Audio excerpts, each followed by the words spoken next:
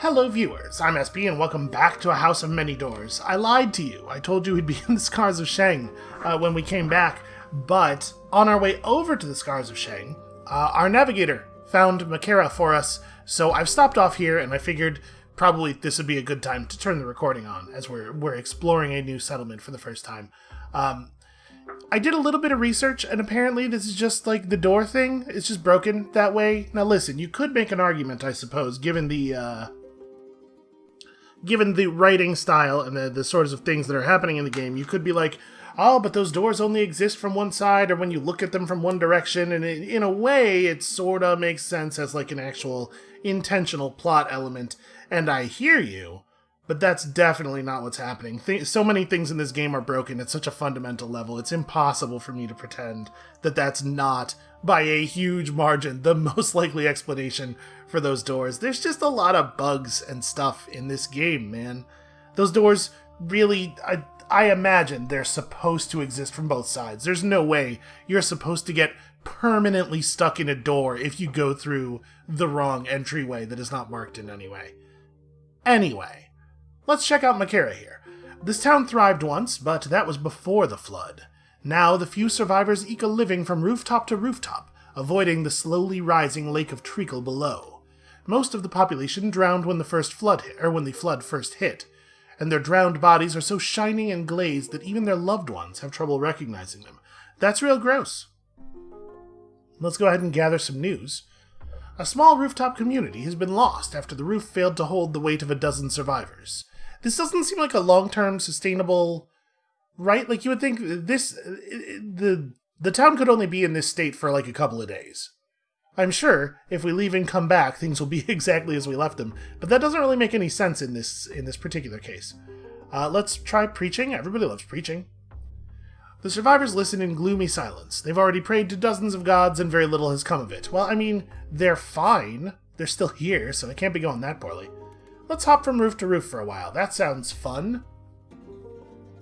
You come upon a band of desperate survivors camping out atop the roof of a drowned monastery. They've set up tents, makeshift beds, little fires. They fall silent as you approach. As soon as you tell them you have a kinetipede, however, they start clamoring for your help. They want you to take them to Calaram, where they can seek refuge. They're sick of eating treacle. We can't not, right? That would be very out of character. I agree to help. You lead the refugees over the rooftops back to the kinetipede. They shuffle up the ramp one by one, thanking you for your kindness and turning their brave, pinched faces up to you. The boxcar groans under their weight. Hopefully, Calaram is still accepting refugees. Also, who knows how much stuff we're going to have to toss out for them. I mean, we could burn an awful lot of wood without any real consequence, right? So yeah, we're at 123. If I were to burn all of the lumber, that would not get us there, actually. I mean, we'll do that. That'll be a start. And then we need to drop 13 units of cargo space. We could lose the sacks of salt. It wouldn't be the end of the world. They're only 2 each. We have these factory goods, which are part of a quest, I think. We probably don't want to mess with those. These cryptoglyphic tablets, we find them fairly frequently. I don't think they have any actual value. Let's drop those. We already have a couple in the museum. Deactivated golems. Where are we at here? 103? I'll just drop the other golem. This is another thing that we find all the time and we don't seem to have any particular value for. Okay. Weird. Let's get out of here. To the north. Legends speak of a strange prison far to the north. This whole house is a strange prison. Alright, we're gonna just go to this room, or we're gonna go straight north. Because if we try to do anything else, it tends to get us... Goddamned bats. If we do anything else, it tends to get us stuck, so... I'm really enjoying so many of the things about this game. It really is a shame. Like, almost all of my problems with the game are just... the damn thing doesn't work. That's a real bummer, man. That's the thing you most don't want to decrease the fun someone is having with your game. You know, if they don't dig your design decisions or your aesthetic stylings or whatever, that is what it is. There'll be lots of people who feel the other way about it. But basically nobody is going to be like, oh, that game's buggy? Well, let me at it. I sure do love a game that's just fundamentally broken in tons of ways. Alright, well, this Gigantopede wants some, and it will not get any. Back off, everyone.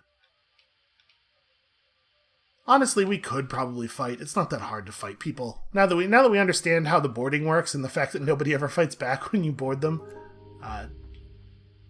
Oh, I did overcargo us. Well, you know what's not valuable, actually, is occultist paraphernalia. Where's my... Yeah, geez, we have so much of it. Holy crap, maybe I should just drop it all? I mean, we should probably sell it. We should probably hold on to as much as we can afford to hold on to. And sell it back in town. I know it's not very valuable, but... we should definitely drop it for anything else, though, because there's lots of other stuff that is actually valuable. Alright, fine. What? Hold on, neither one of us has the turning radius necessary to actually initiate combat. Well, this is phenomenally stupid. Never mind. I was gonna go and see what you want and potentially fight you, but let's just go. You know, sometimes the game can be broken in ways that are enjoyable. Man, I wish I could just, at this screen right now, say, no, please don't give me that deactivated golem. Well, I think I would rather keep the golem than the 4 pounds of paraphernalia it would be replacing, so sure, we'll do that. And how about you guys? You guys have any interesting news for us? Nope, nothing at all. You can tell that the, from things like... what does that sound? Huh. I thought I just... okay. It's probably just the game being spooky. But... pallid figures have been following you for hours, huh? You know, I sort of want to fight the cathedral thing. We only have 186. Oh, you know, I'm hearing things because I'm delirious. It says right there in the corner of the screen that you're delirious. And yeah, it just makes lots of spooky noises happen. There's all kinds of spooky noises occurring. I had a real, is there someone in this room with me moment when that first sound happened, though. Good on them. The rest of these have been very unsubtle. But that thing that sounded a little bit like some of the radio murmurs from PT, that was an effective spooky sound. I'll tell you what, though, like, the fact that they're playing spooky sounds literally non-stop is really reducing the effectiveness. They should make it so that when you're delirious, you just hear a thing every so often.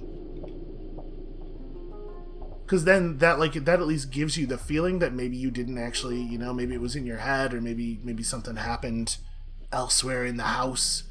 That could be spooky. The fact that the madness sounds playing non-stop means you know immediately that no, it's just the video game. Alright, I think it's safe to go diagonally toward the Scars of Sheng now. I think we're past the doors. And yeah, we do really need to find an opportunity to refill our sanity. Uh-oh.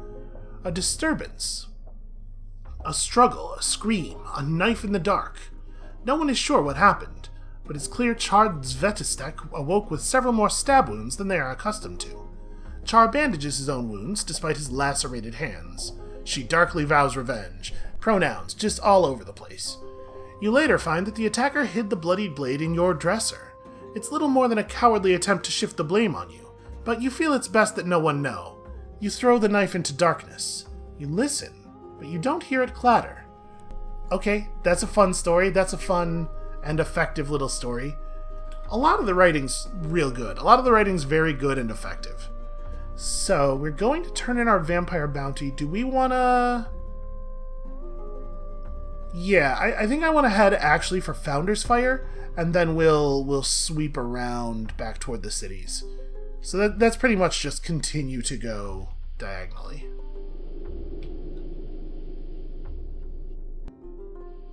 By the way, I don't actually know if the audio balance is good enough that you guys can hear the spooky sounds when I'm talking, so apologies if me talking about the spooky sounds is preventing you from being aware of them.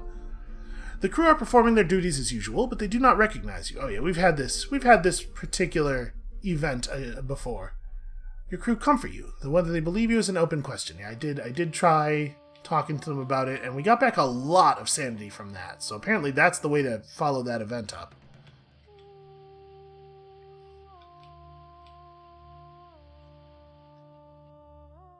So we have to find 2 keys, right? I do think it's interesting that we've never even heard of the existence of the keys before. I mean, we could have theorized that there are keys, since we know there are locks, and that's just like, that's how keys and locks work. But I wonder if it's going to be, like, really very difficult to find a pair of keys. It might end up being like the Occult Relics thing, where, like, we found one and then we found the second one 8 minutes later. Yeah, sure, find me a book. Nothing. We can hope. You see, this is the fastest any enemy ever goes, I think. And it's, like, not as fast as you are able to go with base equipment, and certainly not as fast as you're able to go once you've upgraded anything at all. Oh, that guy made contact. Managed to find a spot between the rocks. Escaped dream terrors. Well, we will make noise and wake the dreamer. Nope, we will run away. Okay, fine, I'll fight him. They got me. Oh my, they have a lot of guards. Okay, so they only have 110 hull. Let's just blow this one up. We don't have to play that game. Let's try to detonate one of the gun rooms. I do so hate the gunners.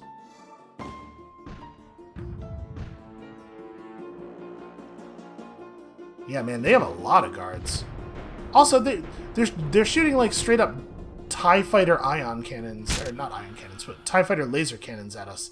That's pretty cool. I wish I had sick lasers. So we did somehow no damage at all to the gun, but that's fine. We're probably going to actually empty their hull meter with this volley. So whatever. Come on, let that land before they fire. Okay, it turns out if their ship blows up before their projectiles land, their projectiles just cease to be. You live to fight again. No rewards of any kind, but also there was, like, almost no cost to that, so it's fine. Alright, back to Founder's Fire. Hey, a place where we can recover sanity. So let's start by going to the market and seeing what they might want to buy from us. We don't have any gunpowder or anything. We do have glimpses of another world, and I'll sell them at 180. I'm fine with that. I think we can get slightly more from them for them in other places, but we're here now and we need sanity and fuel, so I'll just sell all of them. They're very easy to come by. Alright, visit the Prince's Eye. Do we have any other stuff we'd like to get rid of? Do I want reputation here? I actually don't have any idea. I don't know. We're in a good spot, money-wise. Let's not worry about this too much. We'll gather news. We will absolutely rest and recover until we are recovered, and then submerge ourselves in color and spectacle. Why wouldn't we?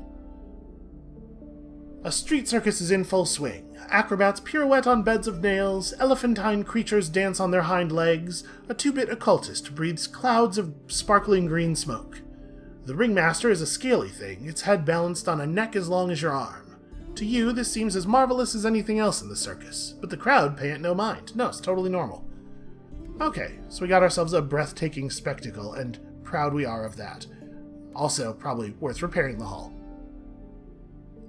You are invited to a private ball in the Tower of Billowing Silk on account of all of our incredible reputation. That's interesting. A polite young squid-headed thing takes your hat and coat as you climb into the blimp. The prince's guests are esoteric as ever.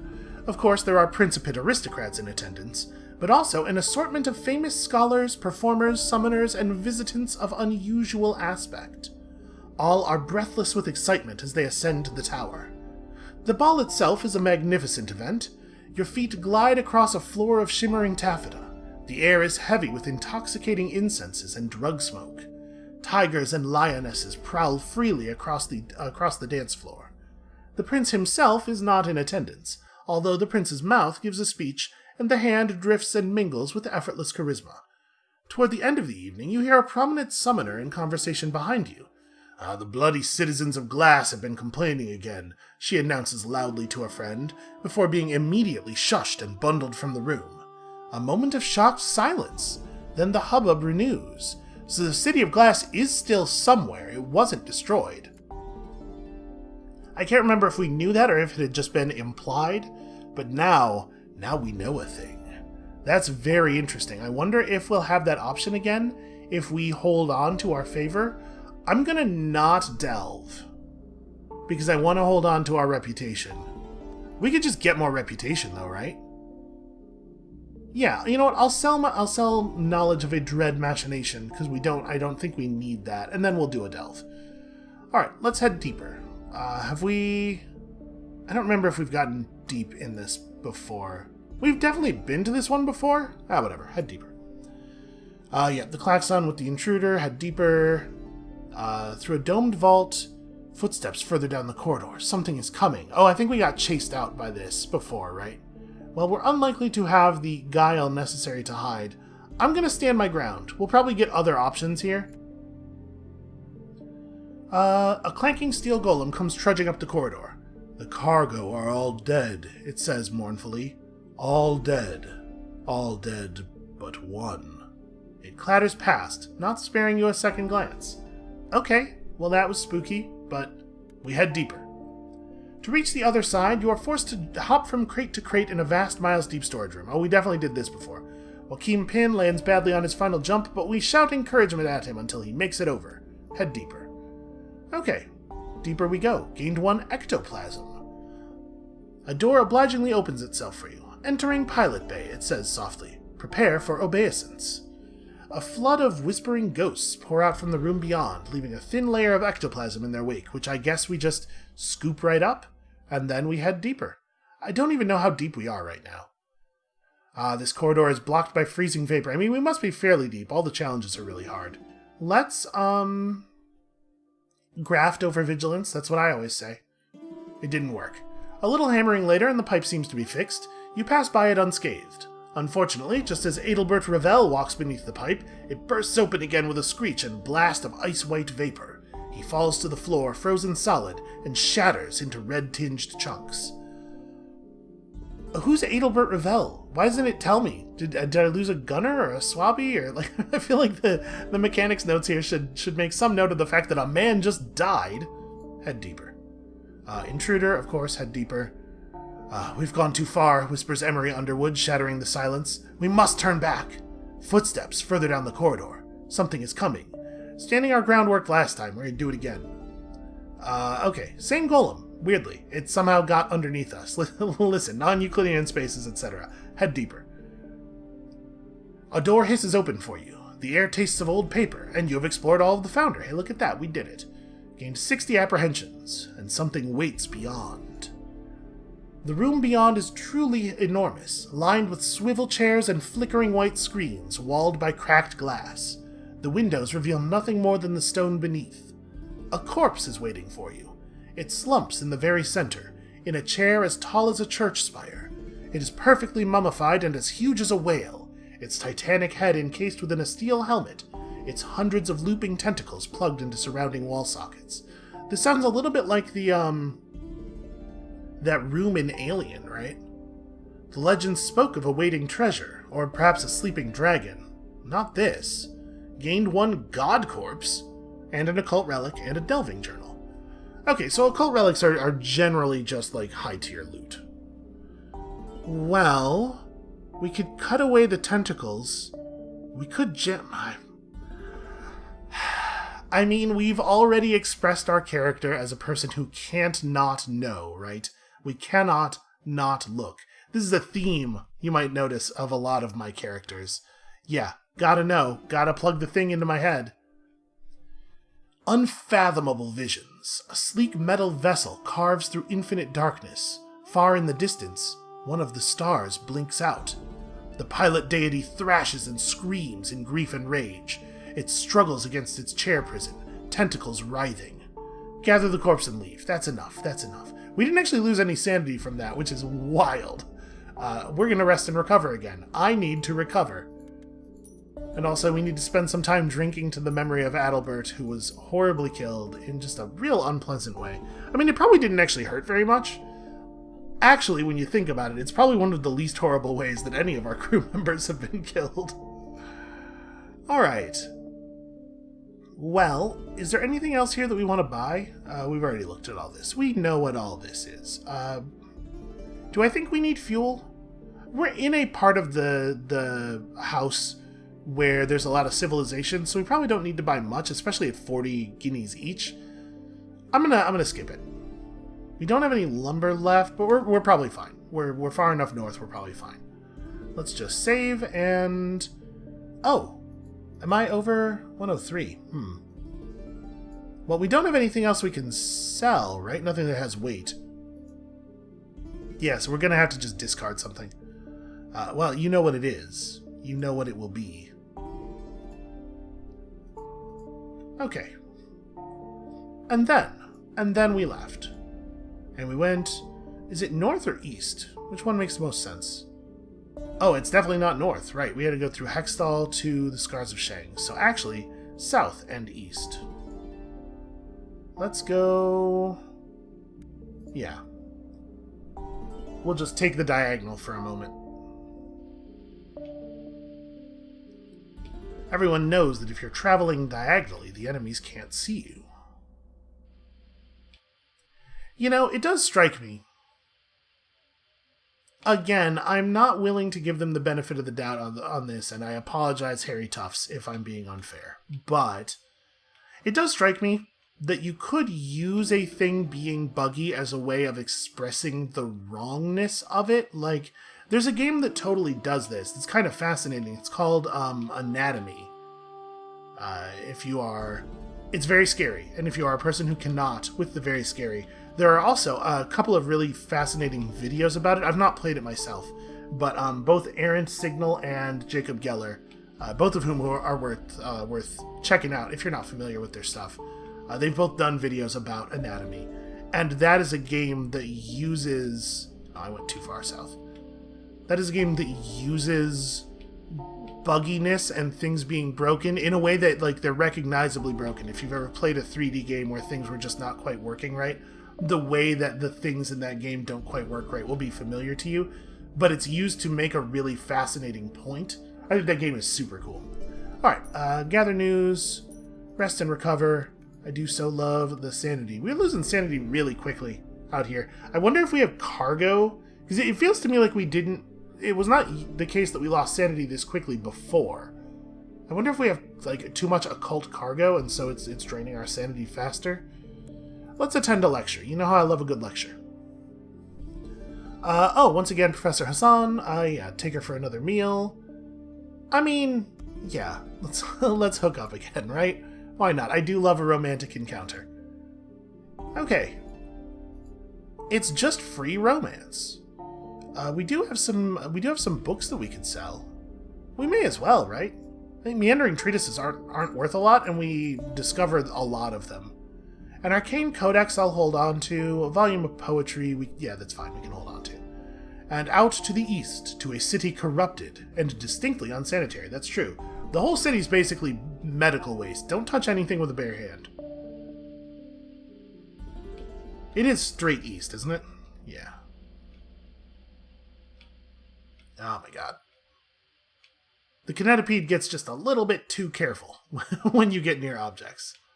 Okay, those guys are clearly after us, and they might catch us, because the kinetipede's going to slow down. Oh, or it's not, because I will thread the needle most expertly. Maybe I'm just really good at my job. Has anyone ever considered that? No? No one ever? I get that. I can see why not.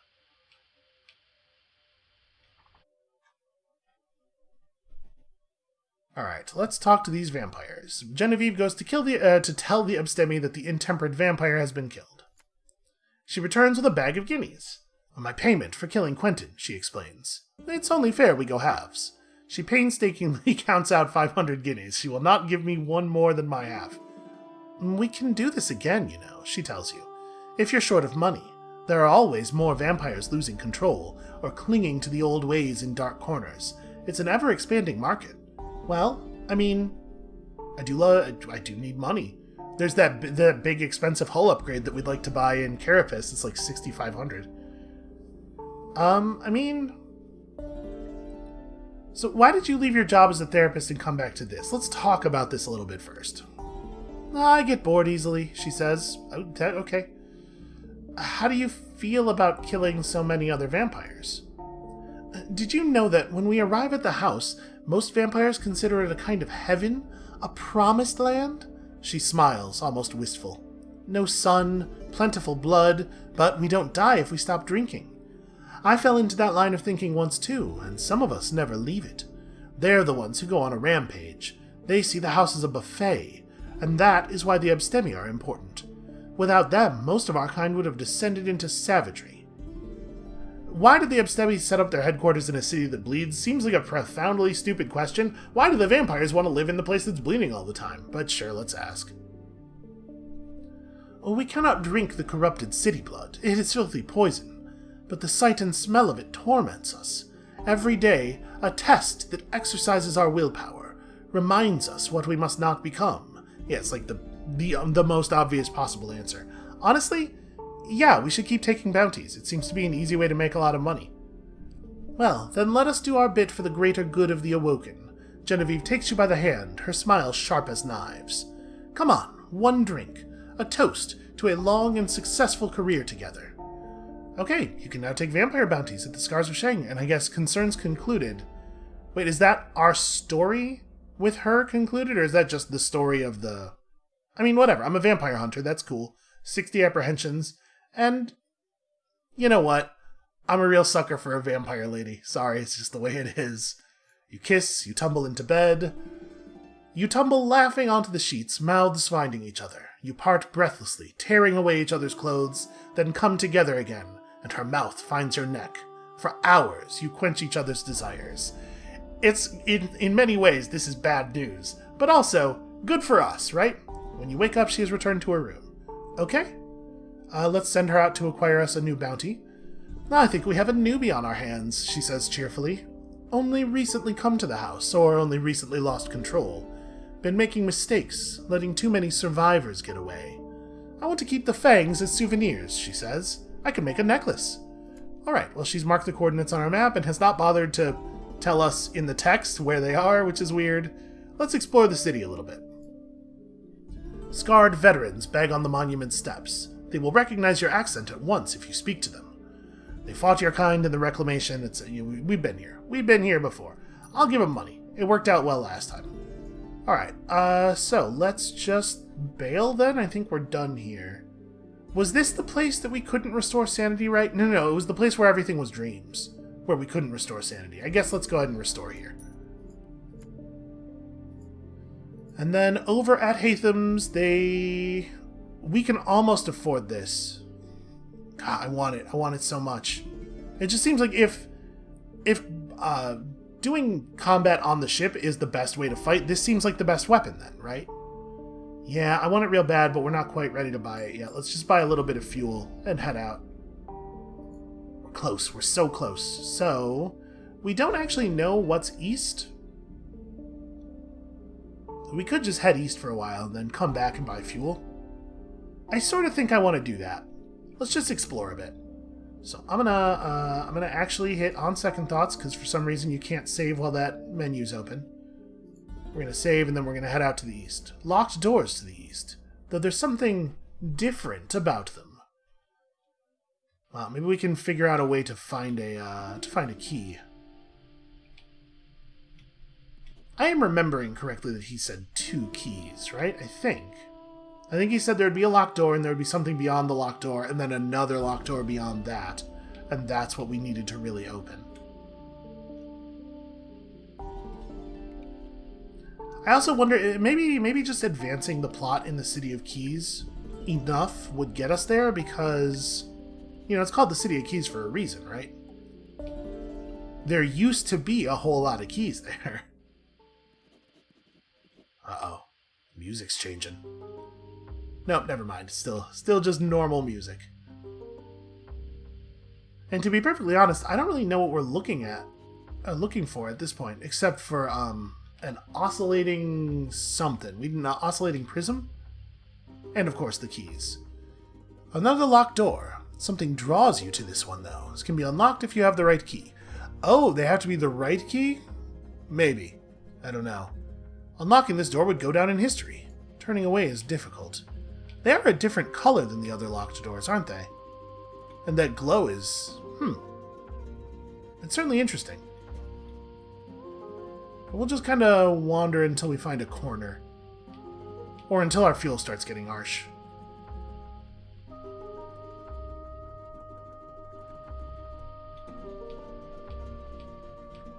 Yeah, let's enter a cottage. Oh good, paraphernalia. You know how much I love that. The place that we need to go is... Oh, interesting. It's just drawn a wall of keys on the... Huh. It didn't do that for the other key areas that we've encountered. I'm having a really hard time even getting the camera to move. Yeah, what a weird thing. Well, we'll go north a ways further, and then we'll decide if we want to keep following the wall or if we want to just head to our destination.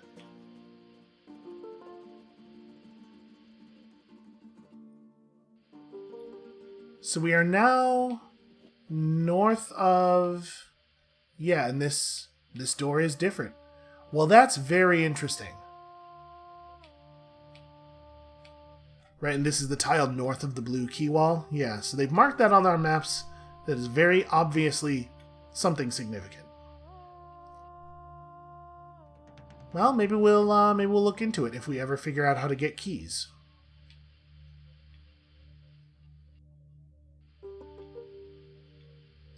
I mean, it's hard to imagine wanting to spend the first key there, though. Hey, it's some guy. Welcome aboard. You can become a gunner. So apparently one of the people we lost was a gunner.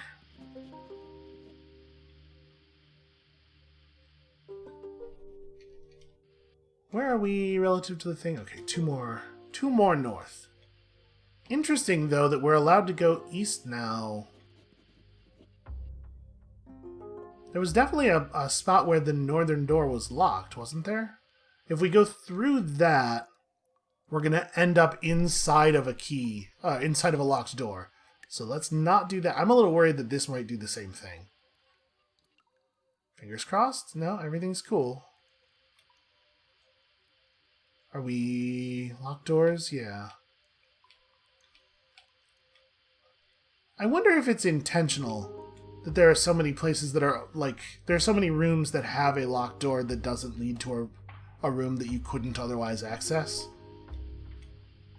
You know, it's super weird that there would even be locks in those places in the first place, right?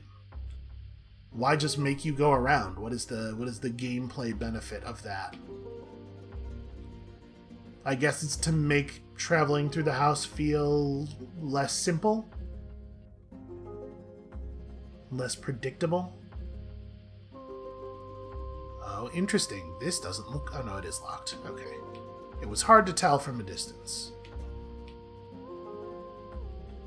So we're at least getting a sense now of the dimensions of the place.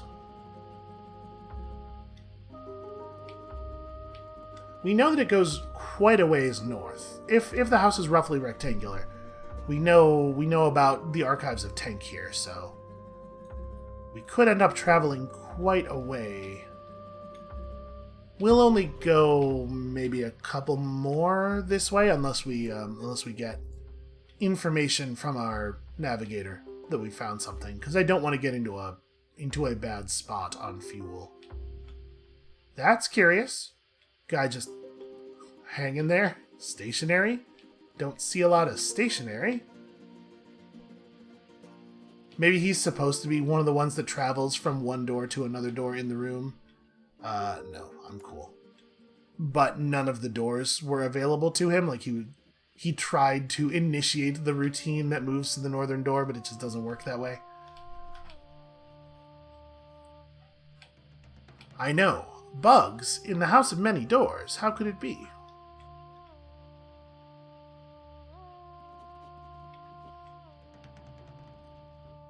I didn't actually bother to, like, make a note of how far we should move on the diagonal.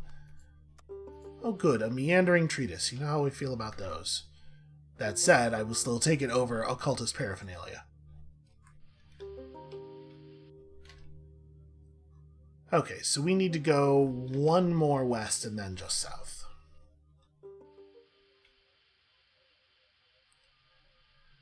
So there's certainly an implication, right, that the all of the blue doors lead to the same place. That, like, there's one big space back there. They're not all their own little locked off rooms. Because otherwise, why would it have drawn in all of the blue doors the moment we saw the first one?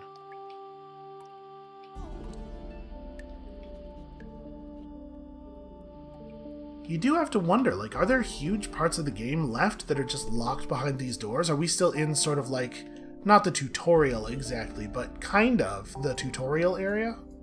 Or at least the first world?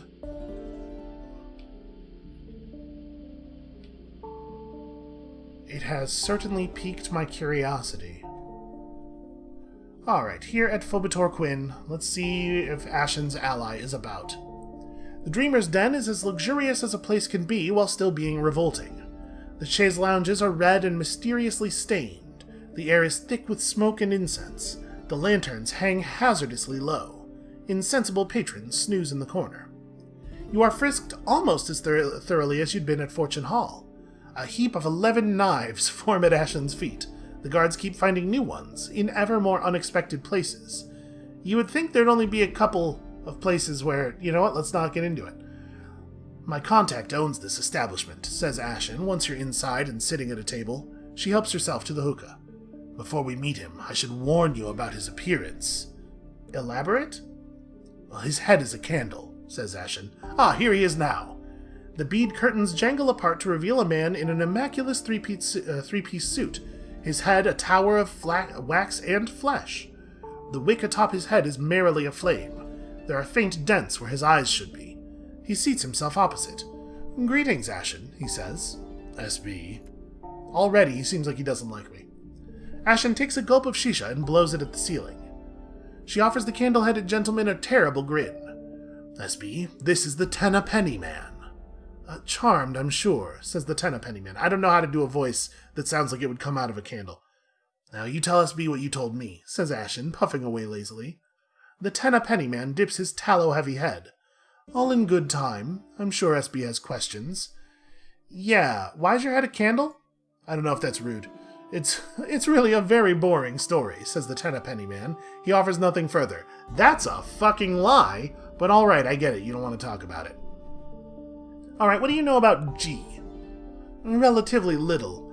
First, he contrived a way to make himself immortal. Centuries later, he founded the Consortium and has been CEO ever since. He also founded a mirror organization, a criminal syndicate who take care of the things that would damage the Consortium's reputation. They're called the Clandestine. Alright, and why do you want him dead?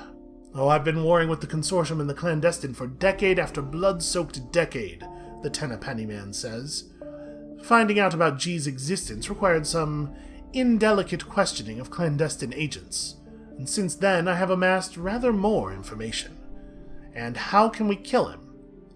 Well, when I first learned about G's immortality, I started offering a bounty on these, says the Tenpenny Man.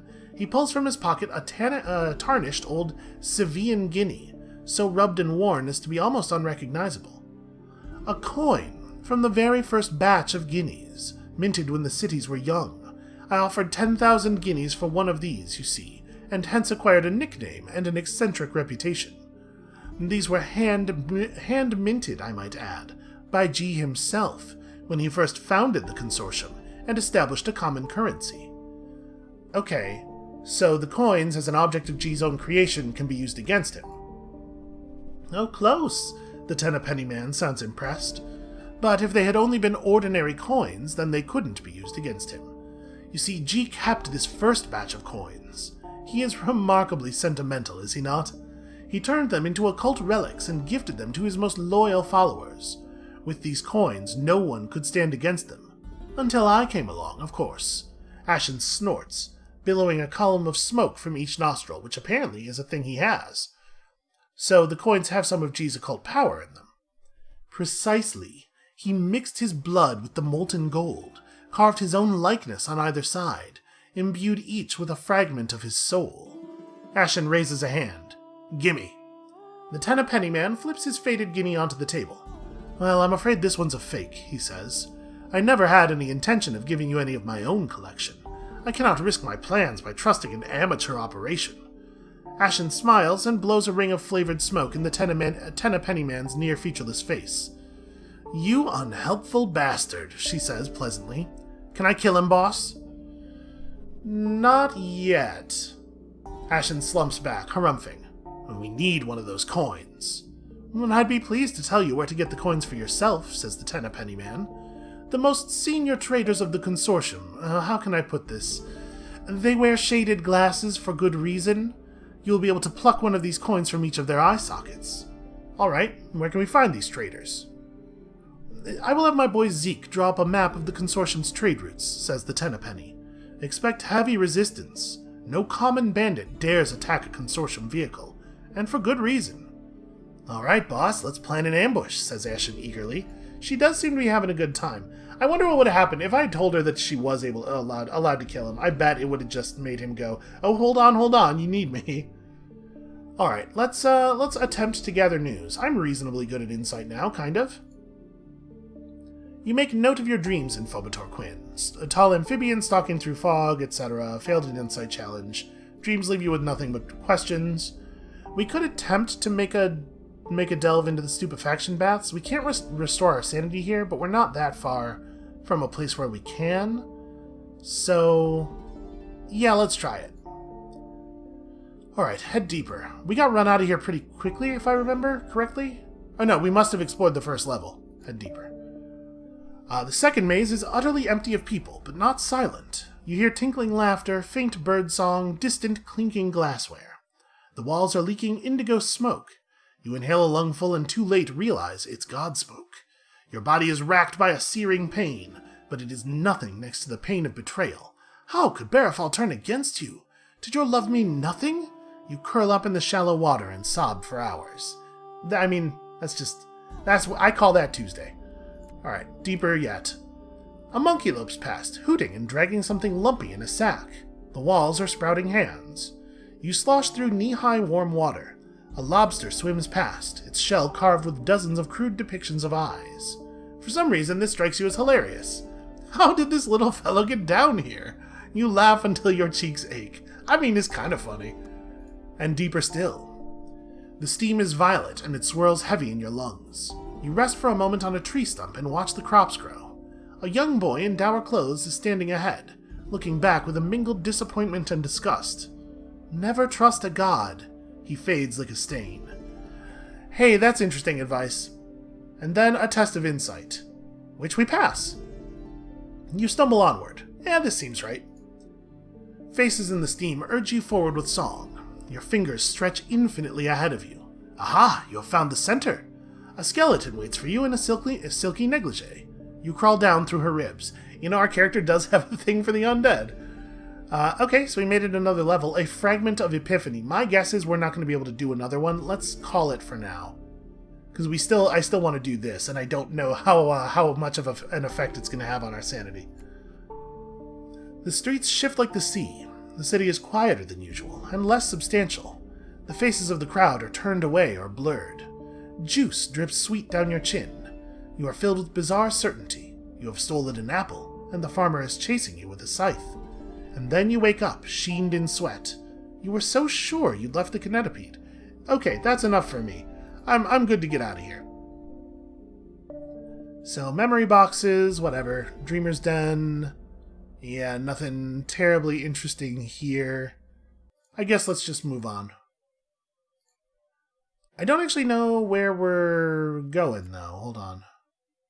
Do we want to go to Eldabrathat? We may as well. There's no reason not to go to Eldabrathat. Archives of Tank, and apparently there's something far beyond. I don't know what that is. But sure, let's Eldabrathat. So, pretty much just diagonally northwest. North to a frozen star. Apparently, that's probably not talking about Eldabrathat, right? Apparently there is a frozen star somewhere.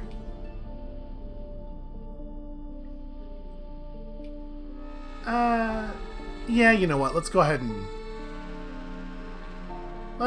and interact with this church. Cryptoglyphic tablet. Sure, I'll take it. Oh, overcapacity. I wasn't overcapacity immediately upon leaving. It took a couple of seconds. Okay.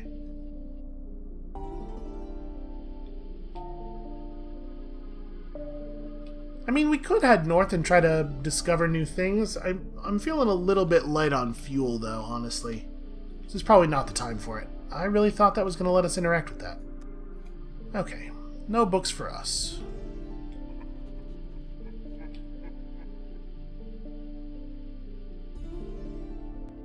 It's all very spooky.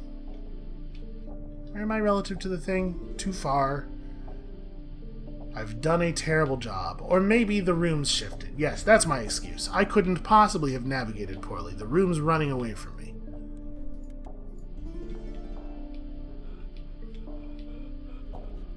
Yeah, that one. That sound effect. That's the good one. That's the effective one. Alright, let's gather news. You know how I love the news in Eld Abrathat. I'm apparently allowed to visit the archaeological digs. That sounds like a good idea. Pits and trenches blanket the floor for miles, each filled with carefully chiseling archaeologists. Most civilians are forbidden from entry to the dig site, but your reputation precedes you. Yeah, they kind of like us out here. After hours of carefully chipping away at sediment, a shape emerges. A chunk of red-black scab embedded in the rock.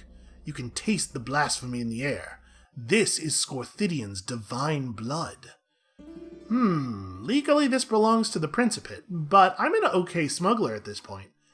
I want it. I don't even know what it is, but I want it. Deiform scab matter. Okay, we've seen that before.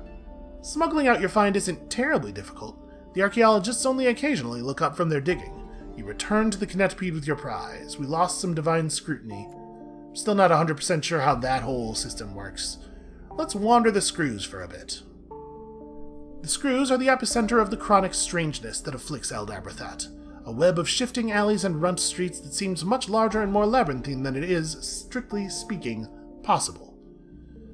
Alright. Generally speaking, wandering through here without an experienced guide is a bad idea.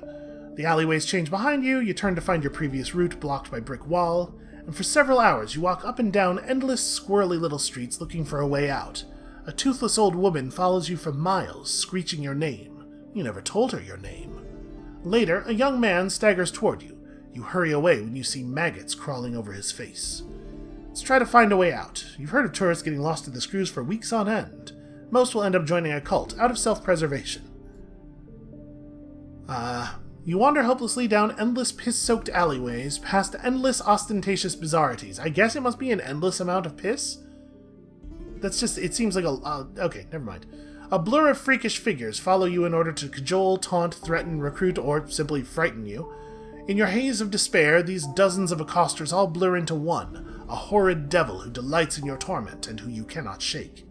Lucky for you, your crew send out a search party.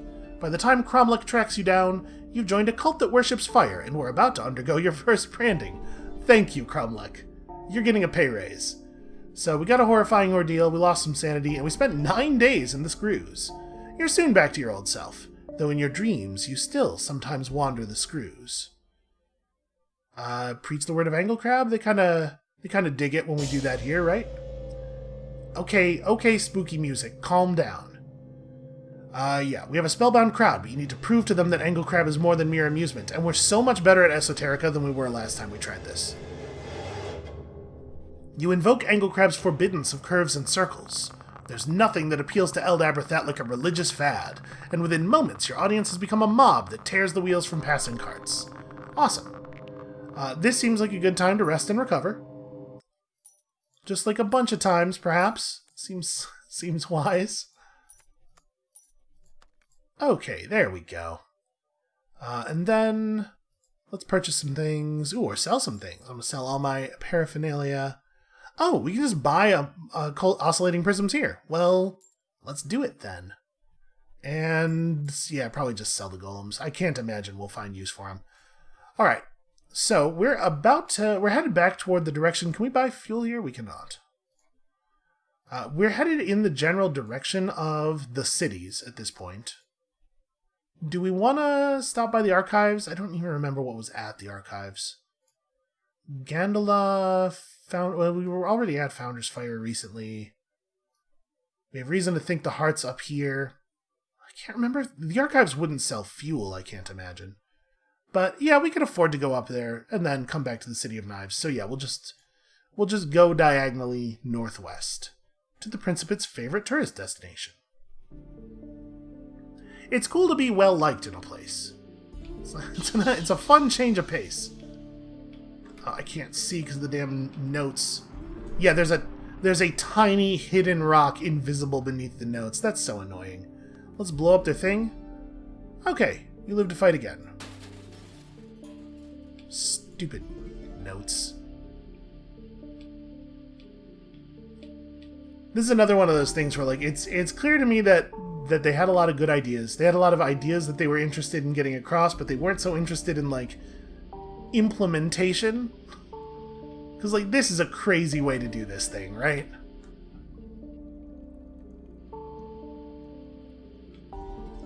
My impression is that Harry Tufts was working on this while Sunless Skies was in development. So one does have to wonder, why not just use the method that Sunless Skies was using? Right, like, this is a solved problem. I've changed my mind. We're not going to the library because I'm actually really worried about our fuel. Well, no, yeah, let's not risk it. I don't think it would be a problem, but I want to get back to safety, buy some more fuel. Yeah, so like I'm saying, it's basically a solved problem already. Why not just use the existing solution? But maybe I have the timeline wrong, or maybe there's, maybe that solution was not in use by Sunless Skies yet at the time that this thing got built. We don't really need more bottled darkness, so let's just get some divine scrutiny. You know how I love to be scrutinized. What in the hell is going on with the bats? It's like the cat in that Halloween episode of Community where they're doing the Aliens parody.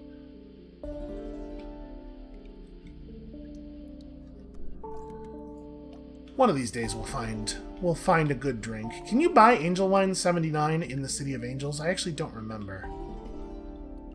But now that we have the oils and perfumes, I guess we still need an undreamt treasure, which is a thing we've never even heard of before.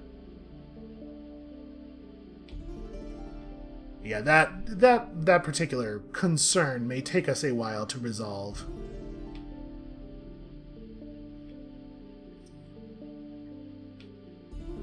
And boy, it sure is a long way from where we were to where we're going. Really? I'm, like, fairly sure we have not, in fact, collided with the thing.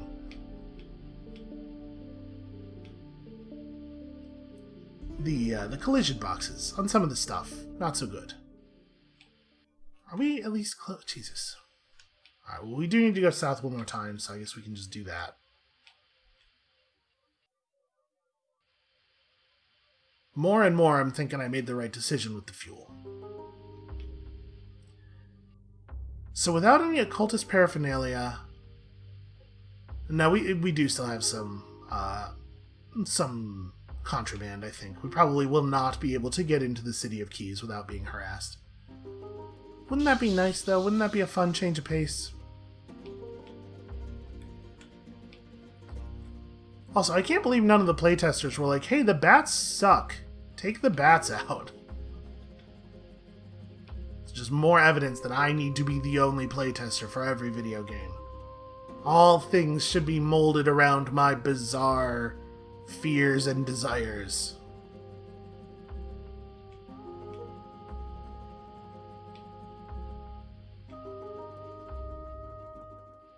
Alright, I think this is the last screen. It looks like we might end up in conflict with that Scorpiopede.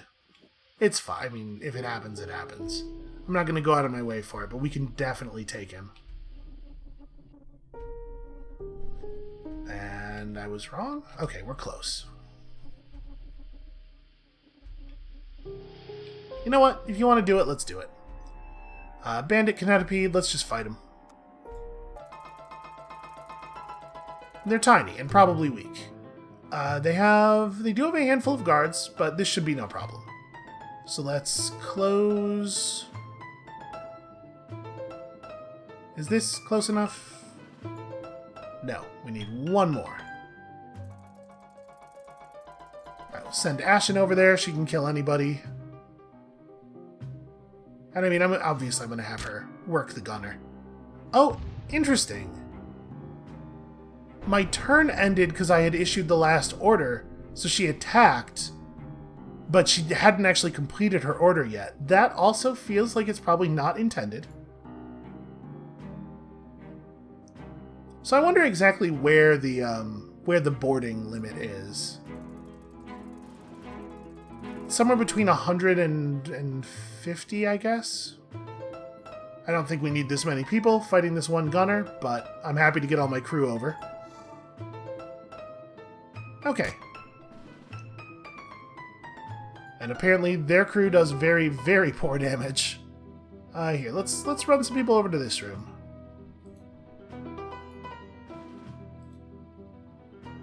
And you can just go fight their light guy, I guess?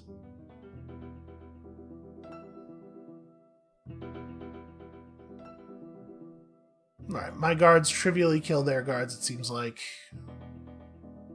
You can come up here with one more crew member. We only need to leave one person in place for that. And they're trying to flee. Let's not let them flee. Okay. Go kill their captain. It does seem a little unfair, right? Wiping out the entire enemy crew should probably not be this easy. They should probably react in some way when you try. A gallows candle and some scorn honey. Okay. That's fine. We took very little damage there. When we run into someone who only has one gun, it's not too tough to deal with. Sure, I'll take this repair. Visit the New Thorn Abomination. We don't have the stuff yet. We may as well wander the streets, get our breathtaking spectacle as we always do. Rest and recover a little bit. And it looks like we already have the news from here, so really we should just head back to the City of Keys. Let's buy a little bit of fuel right away. I don't feel comfortable with the very small amount of fuel we had. And then do we have anything that they want? Here's some ectoplasm, but because we've not seen a lot of ectoplasm, I'm thinking we want to hold on to it. It might be cool and rare. Okay, and I guess that's it. South we go. Not too interested in Kennedy Yard, but we do need to get back to the City of Keys at some point. And we must have already been to the City of Angels on this trip if we were out here and we did this big move around there. So this is the Consortium Kinetipede area. Oh, I guess we could go north first. We could go search for the heart. Yeah, let's do that. So I'm actually going to back up. We're going to buy way more fuel. I'm going to take us up to 20 fuel. We certainly have the cash for it. 21 even. Lucky 21. North instead, to the unwelcoming Goat Stones. It's true, we've never been to the Goat Stones.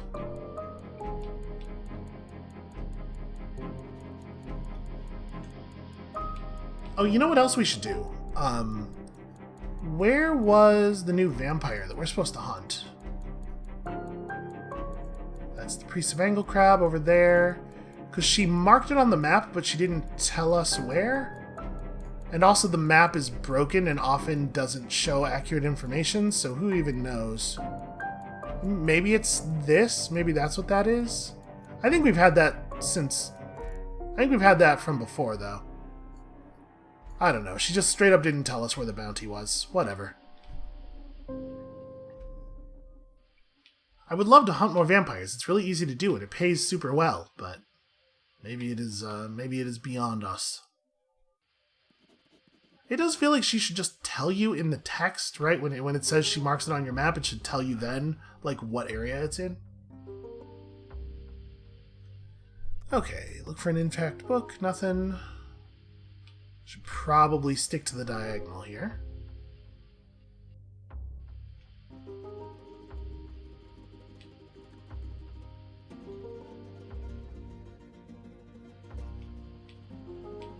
I wonder if we're going to see more new enemy types. Should we fight? Nah. I kind of want to fight a cathedral tank, in part to see what their deal is, and in part because I'm curious what kind of loot we would get. And at this point, I feel like we could probably do it. But you know what? Before we go taking on new classes of enemy that we've never seen before, also, bloody walls, definitely a concern. Before we go taking on new classes... Oh, that was something new. Yeah, that thing. Goat stones, right? What I would like to do is pick up that golem cannon, because I think that's going to aid us in our intended strategy pretty significantly. Okay, this is different. We are still seeing new stuff. The goat stones is nearby. Yeah, I know, man. Oh, apparently I missed it, though. That's fine. I was just trying to get this tree. I really wanted some lumber. Okay. Apparently what I actually picked up there was 1 point of fuel.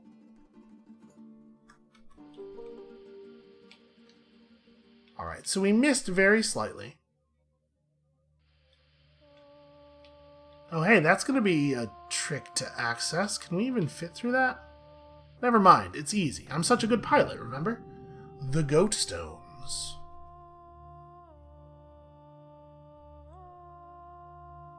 A forest of obelisks and deadwood, with crude huts nestled in the crevices.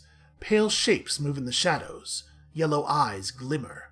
The goatmen are notoriously insular.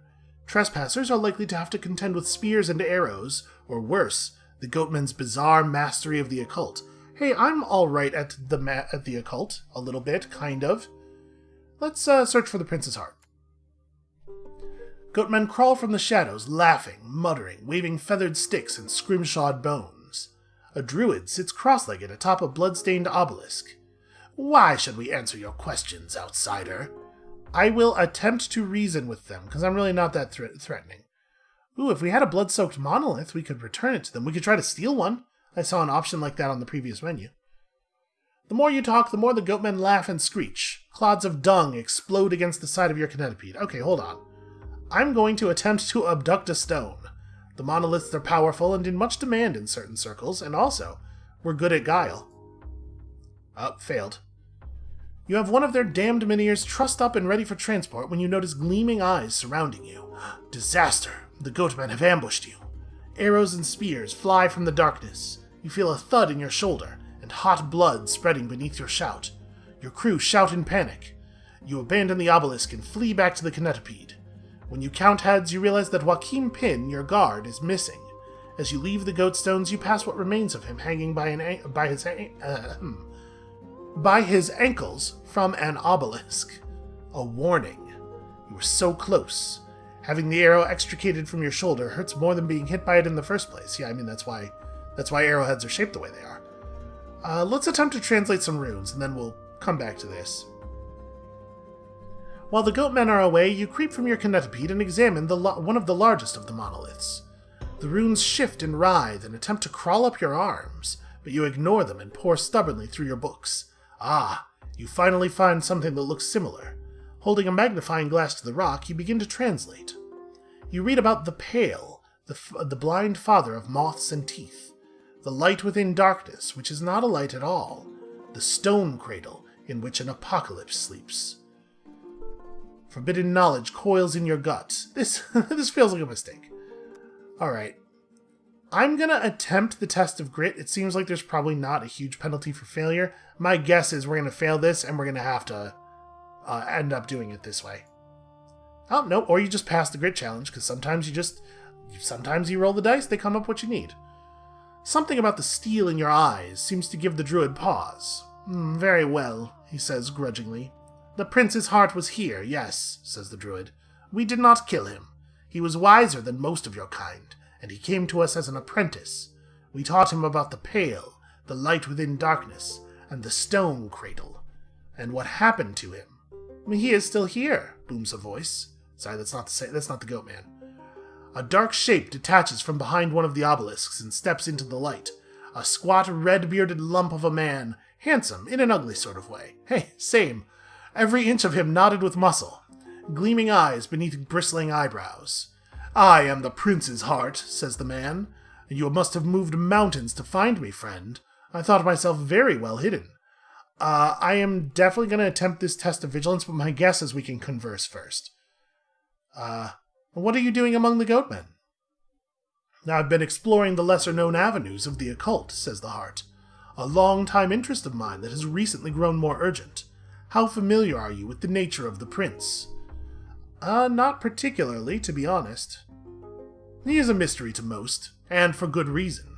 The heart flashes a pearly white grin. In truth, the prince is blind, mouthless, heartless, handless. The Principate is ruled by his heart, his hands, his eyes, and his mouth. But these are not metaphorical titles. We are flesh given form. Huh, you don't look like an actual heart. Well, there is an ancient ritual that allows a sufficiently powerful occultist to fragment themselves, says the heart. The fragmented aspects are given form and autonomy. But it's a difficult ritual, and the prince performed it imperfectly. He gave too much of himself away, and now he hides in his tower of silk, a shadow of himself. So why are you out here? Well, I'm not interested in power, says the heart, nor have I any desire to kill the prince. I am his heart. If he dies, so do I. I wanted to find a way to survive beyond his death. The prince has no children, no heir, and when he dies, we will all die with him. Me, the hands, the mouth, the eyes, all gone. The Principate will be left without a single leader. It will be chaos, pure and simple. So, while I have no desire for the prince to die anytime soon, I want to at least plan for the eventuality. He rolls his eyes. Of course, the prince sees this as a threat. The fact that we'll die if he dies is, in his mind, the only thing that keeps us loyal. I'm gonna lean on this information about B. Who? The heart frowns for a moment, then brightens. Oh, I know who you mean. A broad, genuine grin crosses his face. How sweet of her to think of me. Okay, so that didn't help at all. Back to the thing you were talking about before. How successful have you been? Well, I think I've successfully designed a ritual that could extend my life past the prince's own, says the heart. But the materials I need are hopelessly rare. A treasure beyond imagining, a book of immense and ancient arcane power, an object of destabilized dimensions, and a shard of hardened god blood. I could find these things with the resources of the Principate at my disposal, but I can't risk conducting the ritual at Founder's Fire. The heart sighs. The prince would be enraged if he knew what I'm attempting. I might be able to help with that. This guy seems like he'd be a powerful ally. Well, thank you, my friend. The heart clasps you in a hug. I will not forget this. Can we share a drink before you leave? The goatmen have a delightful concoction of nettle paste and chewed cud that you simply must try. That sounds horrible, but I'm in. The drink is even worse than you imagined, and the goatmen skulk in the shadows, solemn and watchful. But the heart himself is excellent company, affable, avuncular, incorrigible. And give this to B, he says toward the end of the night when he's rolling drunk on the goatmen's grog. He thrusts an envelope into your hand. There's something I need her to know. It's important. So an untreamt treasure, an ancient grimoire, and an oscillating prism. He also wants you to deliver the message. Okay, we know how to get hold of an oscillating prism, and we've found many ancient grimoires in our time. Shouldn't be too hard. The undreamt treasure is still a problem, though. Alright, well, I guess we're done here, then, for the moment. Do they sell stuff here? No, it's not a big surprise. Okay, well, I think this is probably a pretty good place to call the episode. This one has felt very productive. When you all come back next time, tomorrow, hopefully a little bit earlier in the day, we will continue north beyond all this to God only knows what. My guess is it's only going to get more hostile from here. And we'll see you then.